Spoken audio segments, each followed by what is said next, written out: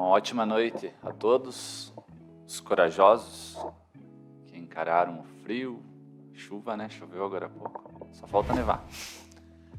E estamos aí novamente, essa Casa de Jesus, para conversarmos um pouquinho mais. Eu iria conversar domingo, mas antecipamos, né? Numa troca que foi feita, que a Brigitte estava um pouquinho debilitada, né?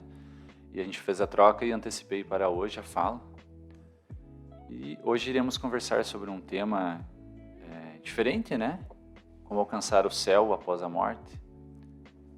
Talvez um tema que seja muito buscado pelas pessoas, né? Até a gente vê no estudo, tem bastante pessoas do Wesley, sejam todos bem-vindos aí.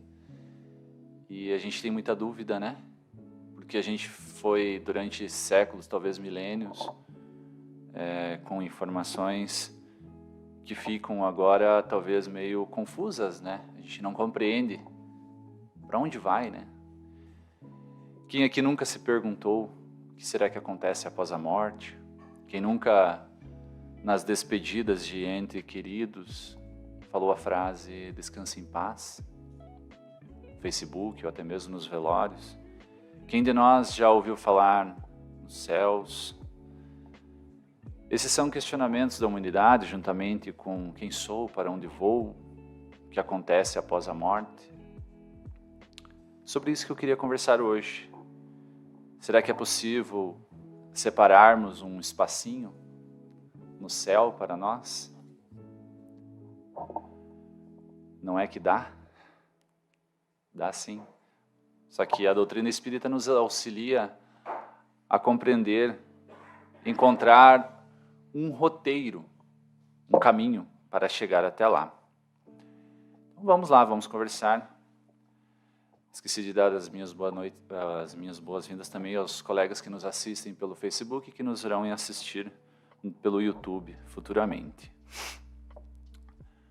Primeiramente, a gente precisa, antes de tudo, refazer conceitos.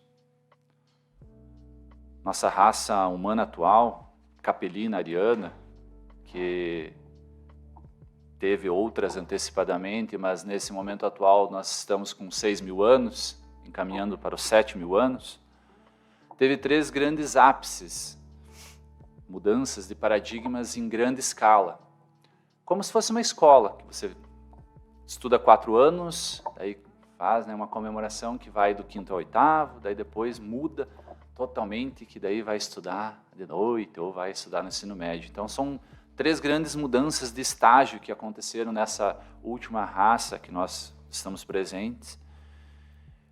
E quais são essas 3 grandes mudanças? Primeira foi Moisés, que por falar para um povo mais intelectualmente e moralmente falando abaixo, né? Nós inclusive estávamos lá com outros corpos, precisou trazer um Deus severo, né? Não faz isso porque Deus te castiga. Não faz aquilo porque Deus vai mandar chuva ou pedra para as suas plantações. Vai mandar as pestes. Se fazia necessário falar dessa maneira. Posteriormente veio Jesus. E nos trouxe, sem desmentir Moisés, mas falou para nós que Deus é Deus de amor. Nos mostrou os ensinamentos do Criador através do amor. E ele falou que viria um Consolador e veio o Consolador prometido. Por volta de 1850, através da codificação de Allan Kardec e dos ensinos dos Espíritos, nós temos a doutrina espírita que vem abrir a cortina e mostrar tudo de verdade que realmente acontece e quem somos. Só que cada coisa ao seu tempo. Se Allan Kardec tivesse iniciado a codificação na época de Jesus, ao invés de 3 anos, por volta de 4 anos, teria durado uns 15 minutos, já ia enforcar ele. Então, cada coisa ao seu tempo, né? E a gente percebe, com a doutrina espírita, que chegou a hora da verdade. Chegou a hora da gente descobrir por que a gente sonha, o que a gente acontece após a morte, quem somos de verdade. Passamos por várias experiências como encarnados, e antes de voltarmos para cá, neste corpo que nós estamos habitando momentaneamente, passamos pelo período do esquecimento. Mas por que a gente precisa esquecer o que fez nas outras vidas? Porque nós cometemos muitos equívocos. Nós provavelmente tivemos vários inimigos, provavelmente matamos, né? Equivocadamente, fizemos vários comprometimentos na nossa vida, porque estávamos estagiando em cruzadas, guerras, inquisições. Então a gente precisava esquecer, porque como que vai lembrar que... Imaginem vocês hoje se descobrissem que na família de vocês tem 2, 3 que vocês já mataram, ou que mataram vocês. Então não tinha como, porque o ensinamento de Deus é através do amor. Então a gente passa, quando vem para cá, passa pelo período do esquecimento, mas não daquilo que conquistamos, nossos ensinos, mas daquilo que fizemos. E agora estamos todos aí, juntos na mesma família. Algozes juntos com os seus inimigos, pai e filho, que às vezes não conseguem entender por que as coisas não dão certo, não tem tanto carinho. E a doutrina espírita explica um pouco que esses laços de ódio do passado têm que se transformar em laços de amor, e é por isso que a gente acolhe nos nossos familiares e amigos esses equívocos do passado. Reencarnamos para reparar nossos erros de outras vidas, para sermos provados se seguiremos realmente os ensinos de Jesus. Voltamos para lapidarmos a nós mesmos. E aqui nós já colocamos muitos dos aprendizados religiosos no bolso, que nós conquistamos nos últimos séculos. É óbvio que precisamos sempre respeitar todas as doutrinas e todas as religiões. Mas é com a doutrina espírita que a gente descobre que nós não nascemos no ventre e não morremos no túmulo. São apenas estágios, como viajores que em breve retornaremos para a nossa casa de verdade. E começamos a indagar. Como assim? Não vou ter o meu descanso eterno? Assistindo o filme Nosso Lar com a minha esposa, que fique só entre nós, ela, ao se deparar que tinha trabalho no mundo espiritual, plantações, ajudar nos hospitais, ela fez a brincadeira comigo, eu nunca esqueço. Cadê o meu descanso eterno que me foi prometido? A gente não vai descansar? E eu falei, eu conto ou vocês contam?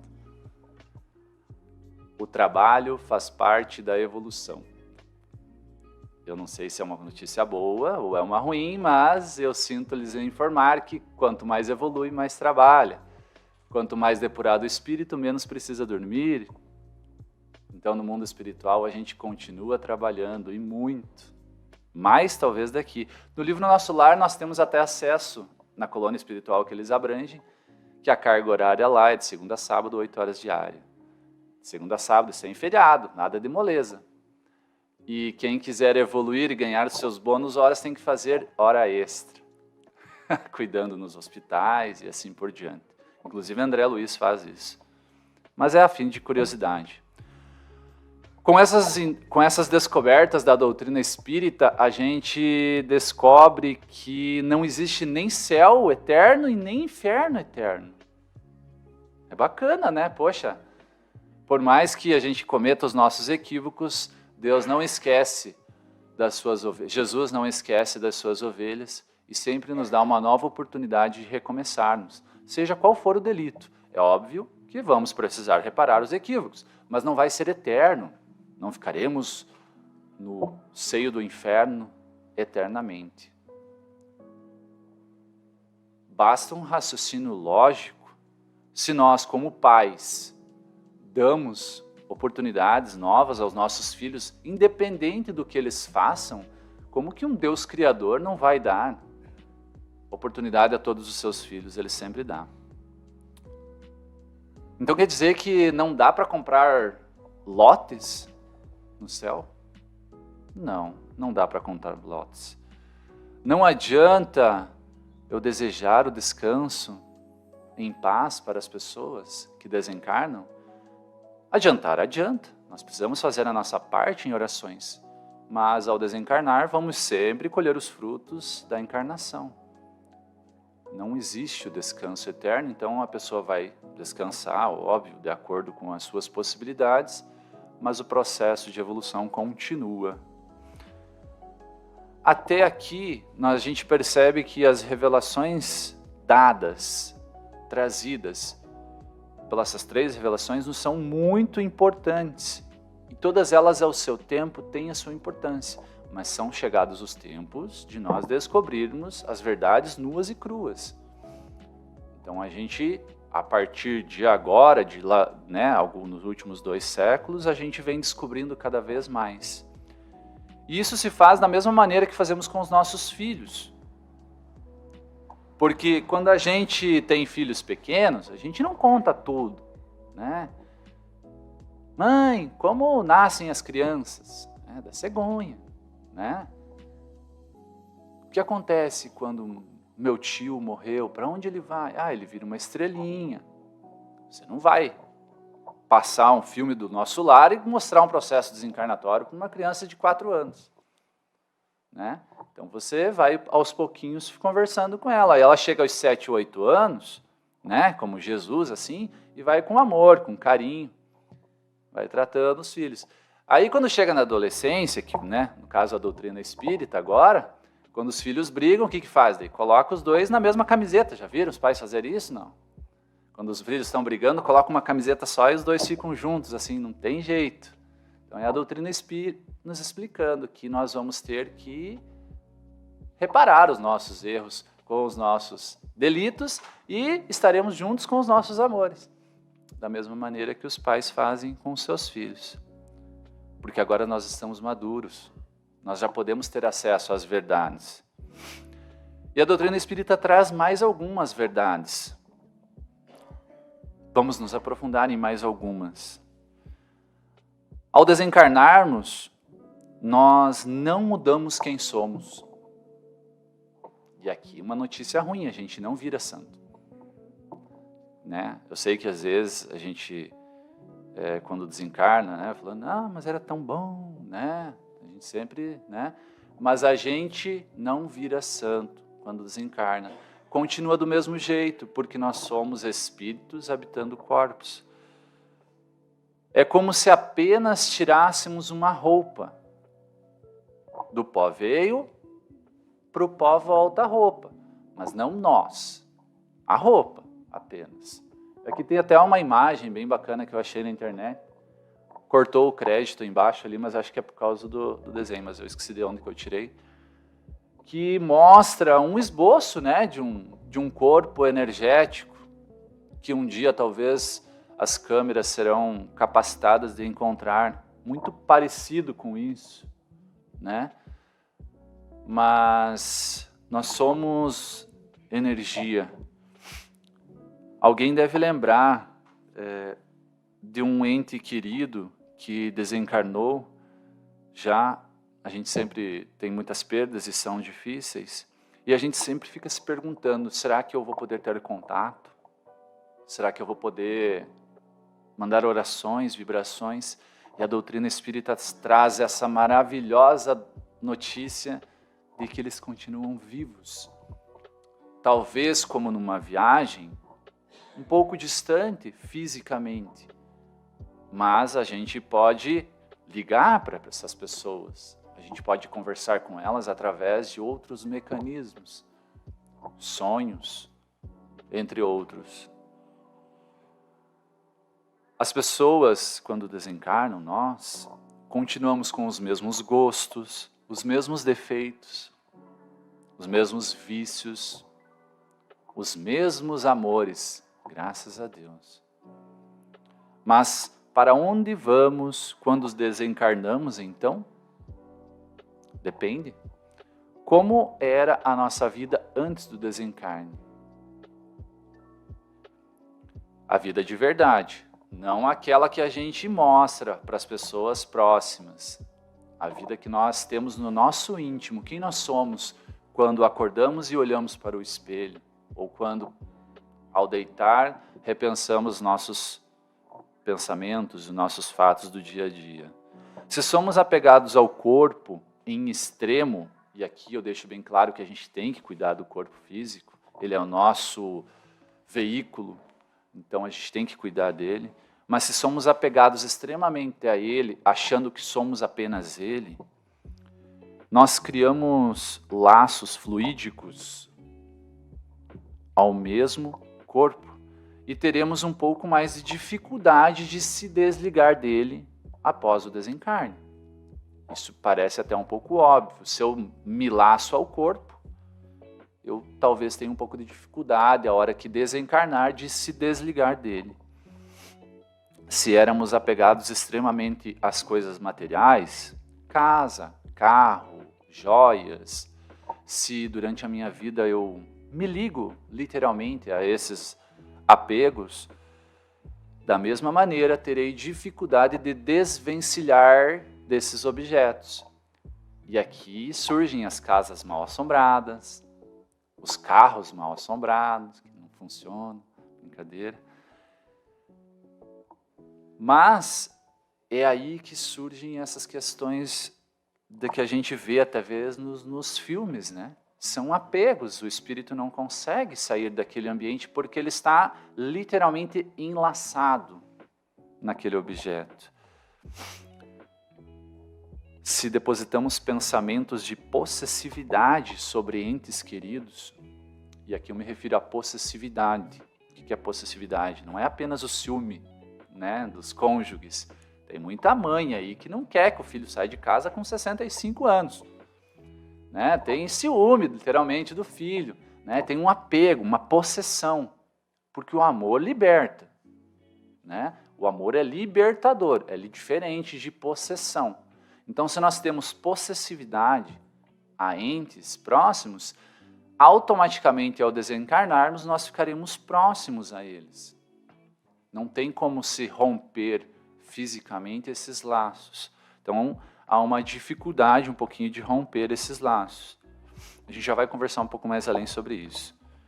Se tínhamos algum tipo de vício, né? O que os vícios fazem? Os vícios nos trazem sensações.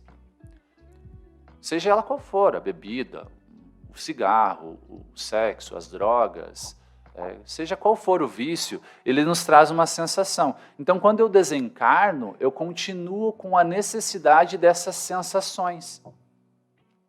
Isso não muda. Então, muito provavelmente, eu vou continuar necessitado dessas sensações. Se tínhamos condutas equivocadas, matamos, roubamos, prejudicamos a sociedade, a família, é hora de acertar as contas com a consciência. É hora de revermos aqueles que prejudicamos e não fazem mais parte do mundo encarnado. Então há um reencontro com a consciência e com todos aqueles que fizemos os nossos delitos. Agora, se vivemos buscando o bem, se vivemos em constante auxílio ao próximo, é hora de recebermos os pagamentos divinos. Então, essas são as consequências sempre após nós desencarnarmos. Quanto tempo dura cada situação?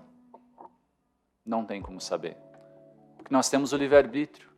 Então, a partir do momento que eu quero mudar, que eu não quero mais fazer parte, eu já sou auxiliado. Né? A espiritualidade já me auxilia, mas isso tem que ser verdadeiramente. Né? Eu quero mudar, eu quero sair da situação. Após o desencarne, há essa luta, essa constância, e a gente tenta fugir desses equívocos, talvez.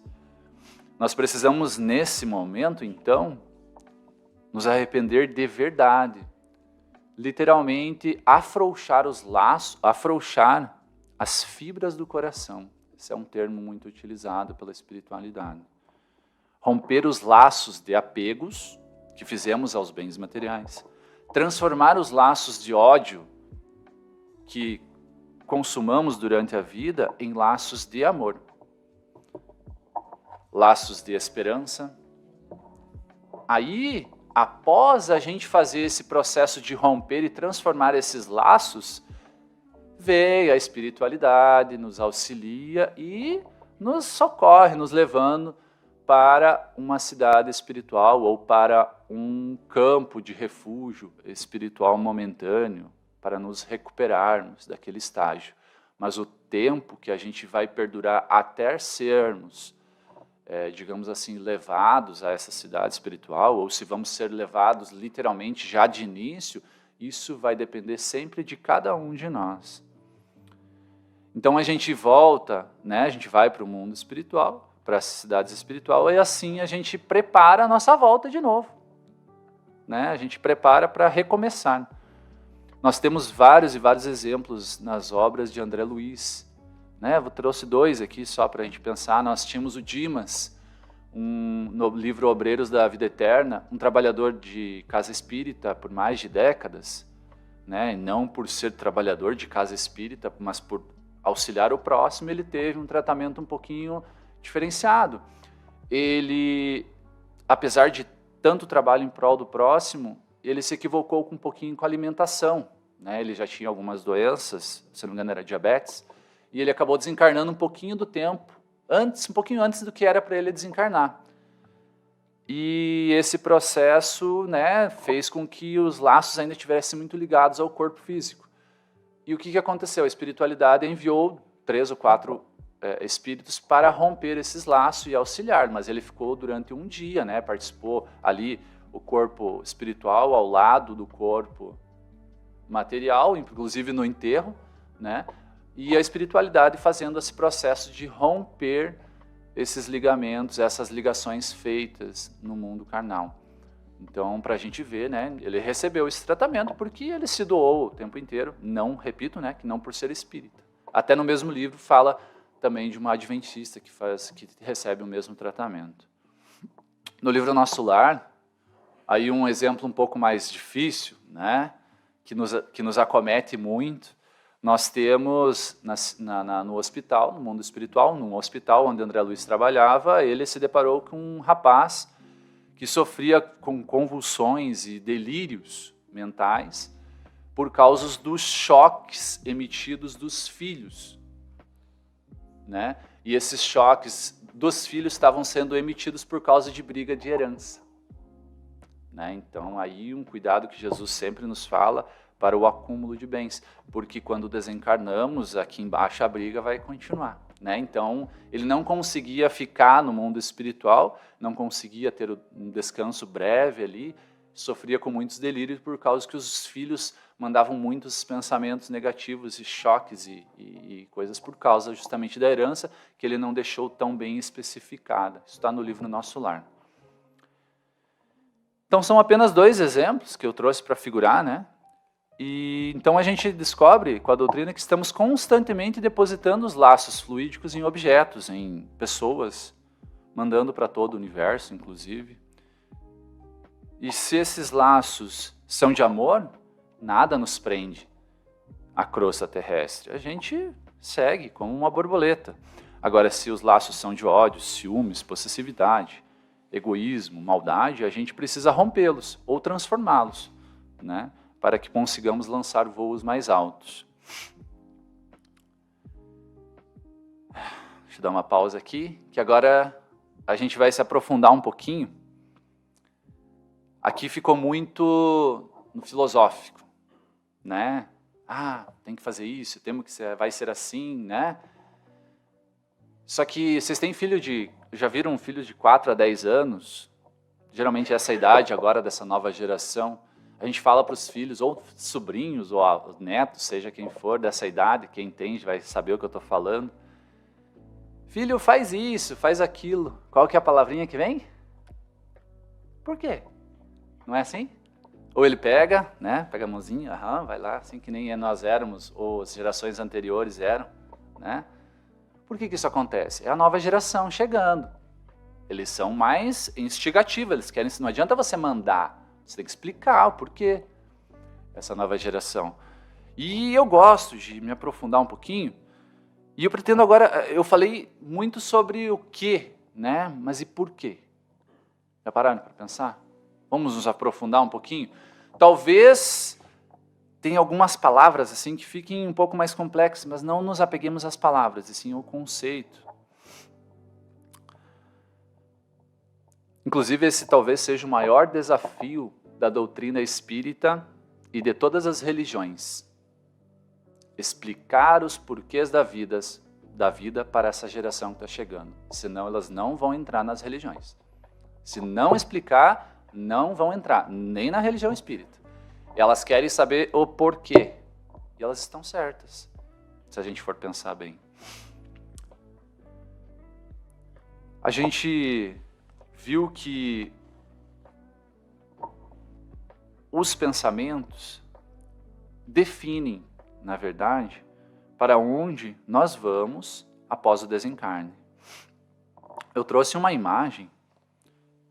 Pula para mim ali. Esqueci de pegar o aparelhinho, por favor. Só um. Aí. A imagem de fundo é do filme Nosso Lar. Uma colônia espiritual. A colônia Nosso Lar é essa daqui. Mas existem outras, infinitas. E aqui no canto nós temos uma imagem do nosso cérebro. E eu gostaria que vocês olhassem bem. Ó, nós temos a parte frontal vermelha. Nós temos as outras 3 cores do meio, que é o cérebro intermediário. E nós temos a parte de baixo aqui da nuca, que é o cérebro primitivo. Só para a gente ilustrar o que eu vou comentar agora. Né? Para quem quer saber os nomes, então, os gânglios basais, córtex motor, que é o meio, e o lobo frontal, que é a frente. Quem tem dor de cabeça aqui vai gostar agora do assunto. O nosso cérebro enche uma parte dessas 3, ele vai encher de sangue quando a gente pensa. Então, dependendo daquilo que a gente pensa, enche uma parte do cérebro. Né? Se eu penso numa coisa, enche outra. Isso já foi detectado nos exames dos médicos, né?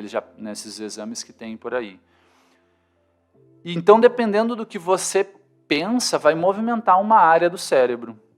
E aqui tem que ficar bem claro que o pensamento é da mente, não do cérebro. Nós, como espíritos, né, como um corpo espiritual, pensamos e o cérebro apenas vai esse comando. Né? O que a ciência não percebeu ainda, ela não chegou ainda, é que essa movimentação nessa área do cérebro cria uma onda. Onda mental. Igualzinho as ondas eletromagnéticas de televisores, rádios, radares, satélites, né? Celulares, quem tem celular, como que chega a mensagem lá para a vizinha lá do grupo? Vai pelo fiozinho? Não, na verdade é uma onda que é decodificada. Internet Wi-Fi, como que funciona o Wi-Fi no banheiro? Como que entra pelos frestos, né? Do quarto. Então, a ciência não percebeu ainda que os nossos pensamentos também criam ondas. E agora, uma informação importantíssima. Elas carregam uma informação, como qualquer onda. Então, tudo que nós estamos pensando, como a gente está o tempo inteiro pensando, a gente está mandando ondas para o universo inteiro. E vai criando uma energia em volta de nós. E é essa energia que é o corpo espiritual. É essa energia que nós carregamos ao desencarnarmos. Ou seja, os nossos pensamentos criam o nosso corpo espiritual. Tudo aquilo que pensamos durante o dia carrega uma energia e movimenta em torno do nosso corpo físico, e isso é o que nós levamos na nossa essência. Se eu penso coisas conquistadas pelo espírito lá no tempo em que o espírito habitava os animais, eu gero ondas pesadas, ou seja, parte de baixo aqui. O cérebro, nem todos os animais são assim, né? São pequenininhos, alguns menores. Ou seja, Se eu tenho pensamentos muito primitivos, né, com relação a correr, caçar, brigar, né, conquistas dos animais primitivos, sexo por instinto, como os animais, matar, os animais que matam para comer, isso é coisa do instinto, uma coisa automática. Eu movimento essa parte. Quem aqui tem dores de cabeça constante de nuca, não tem a ver com a pressão arterial? Quando que a gente conquistou o batimento do coração, as pressões arteriais? Muito tempo. Não é uma conquista nossa agora. Os animais já tinham pressão, correto? Então, a dor de cabeça na nuca vai ter, às vezes, a ver com cansaço físico, andou demais, trabalhou demais. Trabalhou não tanto, mas andou demais, correu demais, pressão alta. Se eu penso constantemente em coisas conquistadas atualmente pelo homem, eu uso essa parte do meio do cérebro. Trabalho, disputas, né, competições, né, de esporte, construir relacionamentos, cuidar dos filhos. Não são conquistas do homem atual, do meio, né, do nosso presente? Então as ondas que a gente vai gerar são ondas intermediárias. O nosso corpo espiritual ele vai ficar mais ou menos, digamos assim. Agora, se eu uso a parte, inclusive as dores de cabeça, né? Quem tem dor de cabeça muito aqui em cima, assim, nas laterais, geralmente tem a ver com trabalho excessivo, cuidar da casa excessivamente, pensar muito em boleto, né? Que são conquistas do homem, não do animal. Agora, se eu penso constantemente no futuro, no próximo, me preocupo com o futuro da família, do país, do planeta, da natureza, se eu estou andando por aí e passo por alguém que está com dificuldades, eu quero ajudar o meu próximo, né? Se eu estou conversando e mesmo não tendo bens materiais para oferecer para aquela pessoa, eu quero estar conversando, eu estou preocupada com ela, isso tem a ver com o futuro. Isso tem a ver com o próximo. Então eu movimento o lobo frontal. Eu gero ondas eletromagnéticas, ondas mentais altíssimas, que se conectam inclusive com a espiritualidade superior. É por isso que quando oramos, nós nos conectamos com os espíritos superiores. Nós alcançamos, né, a criação, o nosso Deus, quando a gente se preocupa com o próximo e movimenta esta parte do cérebro.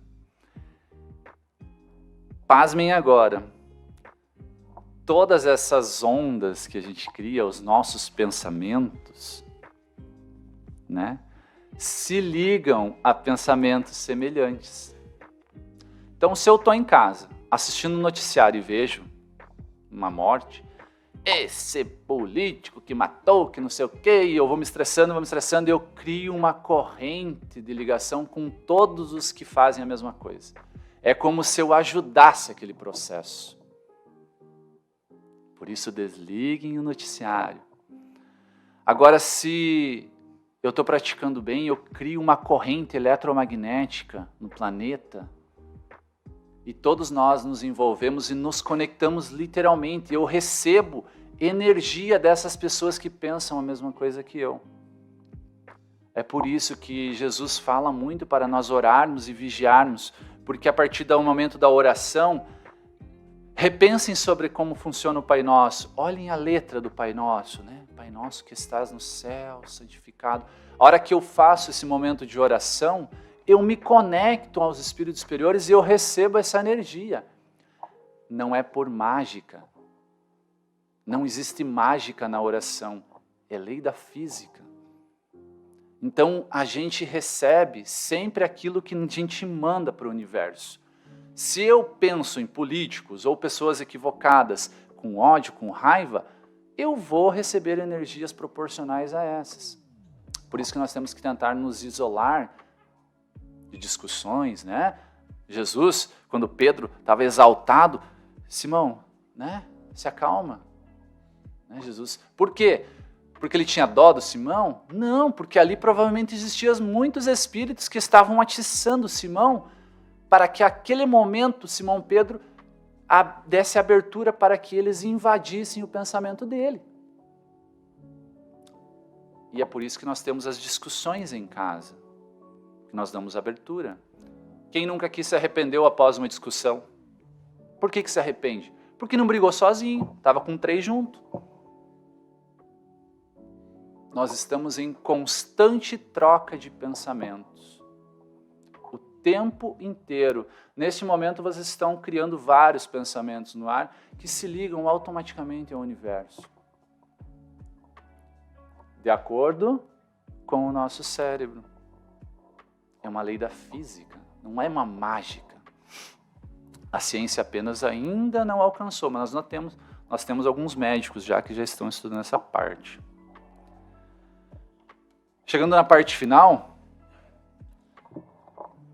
vou antecipar aqui mais em tom de leitura.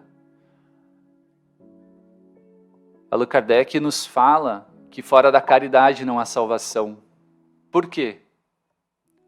Porque fora do movimento do lobo central, da caridade, né, da parte da frente, eu não emito ondas que vão me proporcionar uma vida melhor no futuro, como desencarnados. É por isso que fora da caridade não tem salvação, caridade moral. Eu preciso estar pensando constantemente no próximo para que esse meu corpo, que eu carrego no mundo espiritual, ele seja mais leve.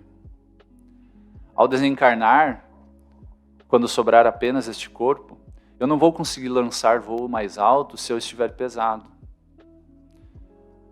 Ao desencarnar, podemos ficar aqui, junto com os encarnados, ou podemos ir às cidades espirituais que existem em todas as alturas.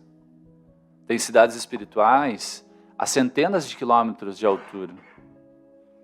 Nós temos, apenas a fim de curiosidade, as regiões umbralinas que se localizam abaixo dali, a gente pode até ver numa imagem simulada, são cidades espirituais talvez para nos repararmos os nossos equívocos, né? Equívocos dessa vida, mas que a gente vai estagiar, assim como o André Luiz estagiou no filme por algum tempo.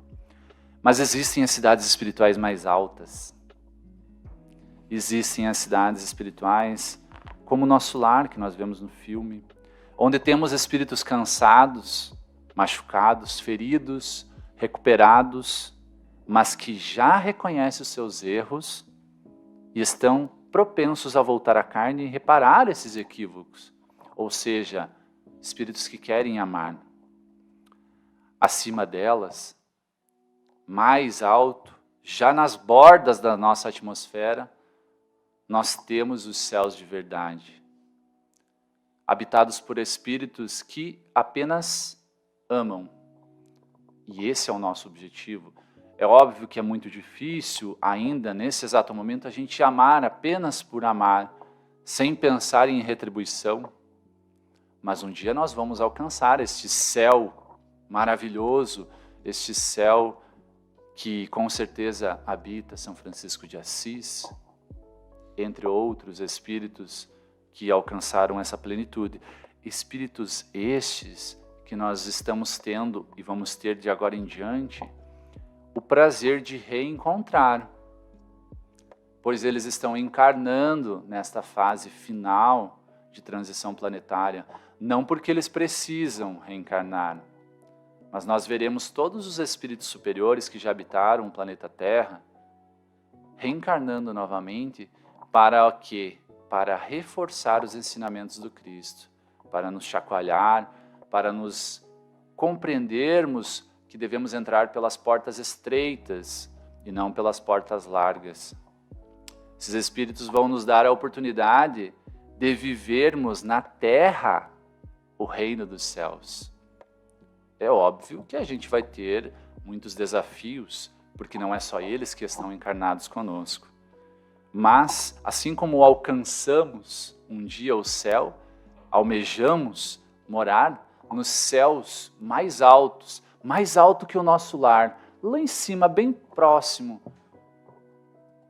da nossa final, da nossa atmosfera. Temos muito trabalho para isso, mas até lá a gente vai poder vivenciar nos próximos anos, espíritos destes que nos mostrarão como é o reino dos céus.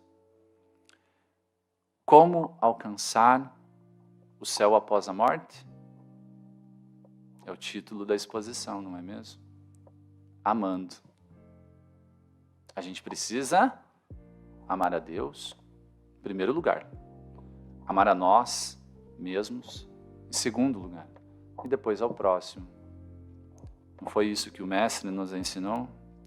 Porque assim criaremos um corpo suave, leve, que lançará voos altos.